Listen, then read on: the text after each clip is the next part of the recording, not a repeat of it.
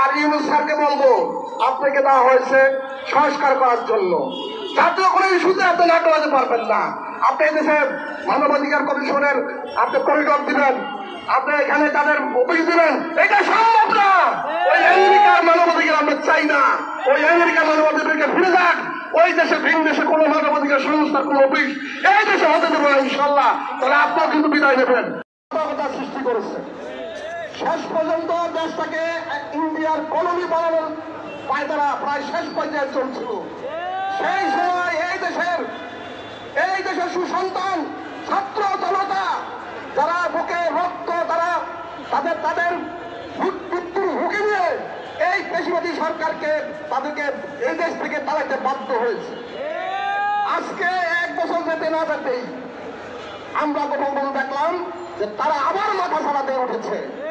তারপরে বোঝা গেল আমাদের 60 কথা বলছিল আওয়ামী লীগ ইসলামের শত্রু, দেশের শত্রু, জাতির শত্রু তারা আবার প্রমাণ করছে।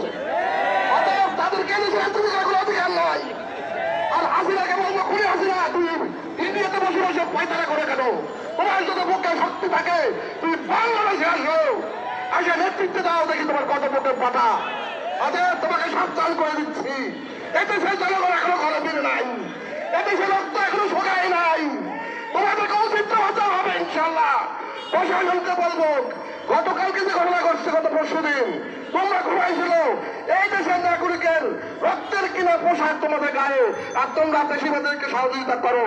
তোমরা না পারলে তোমার সেনাও চাকরি, তোমাদের কোনো পুলিশ দরকার নাই আমাদের। সাবধান, পরিষ্কার তোমাদের বলতে চাই, তোমরা সাবধান হয়ে যাও। এদেশে এত রাজনীতি, এত চুরি চোষানো হচ্ছে, এত কিছু হচ্ছে, প্রশাসন নির্বিকার। তোমরা কি করো? তোমরা জনগণের বেতন ভাতা দিচ্ছ না, তোমরা কাজ করছো না। কাজ না করতে পারো আত্মসমর্পণ করো যে আমরা কাজ করবো না, আমরা আমেরিকার দোষর, তোমরা আমেরিকা যোগ দাও, তোমরা ইন্ডিয়া চলে যাও, তোমার কথা। আর ইউনূস স্যারকে বলবো আপনাকে দেওয়া হয়েছে সংস্কার করার জন্য। জাতীয় কোনো ইস্যুতে আপনি নাটক হতে পারবেন না। আপনি এদেশে মানবাধিকার কমিশনের আপনি করিডোর দিবেন, আপনি এখানে তাদের অফিস দিবেন, এটা সম্ভব না। ওই আমেরিকার মানবাধিকার আমরা চাই না। ওই আমেরিকার মানবাধিকারকে ফিরে যাক। ওই দেশে ভিন দেশে কোনো মানবাধিকার সংস্থার কোনো অফিস এই দেশে হতে দেবো না ইনশাল্লাহ। তাহলে আপনিও কিন্তু বিদায় নেবেন। আমার তৌফিক ইল্লাহ বিল্লাহ। আসসালামু আলাইকুম ওয়া রাহমাতুল্লাহ।